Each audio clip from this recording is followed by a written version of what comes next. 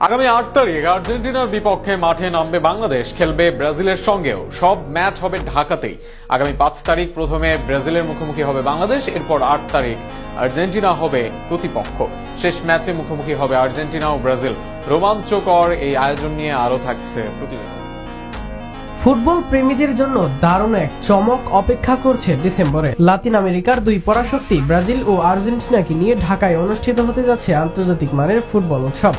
AFB Latin Bangla super cup football আয়োজনে রয়েছে AF boxing promotion international limited. ৩ জাতির এই প্রতিযোগিতায় জমকালো পর্দা উঠবে আগামী ৫ ডিসেম্বর ঢাকার জাতীয় স্টেডিয়ামে।